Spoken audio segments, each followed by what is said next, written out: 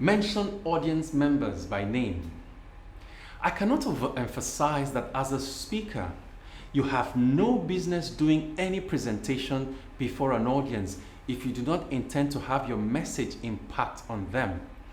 And this can only happen if you get them to tune in and listen to you. One sure way to increase your listenership and retention of your message is to refer to the audience member by name. This works like magic in a classroom setting where the teacher is already familiar with the students, or in an office setting where colleagues already know each other by name. As Tony and Marian from the finance department will tell you, the figures for this quarter is not looking so good. This statement is a sure way to get the attention of both Tony and Marian, who may not have been paying close attention to now tune in to you. It is also a signal to others in the room that their names may also be called soon, hence they should pay attention. Remember back at school when you didn't do your homework and the teacher is now calling out names to see those who didn't do theirs. That is the kind of rapt attention you want your audience to give you when you're making the major points in your presentation.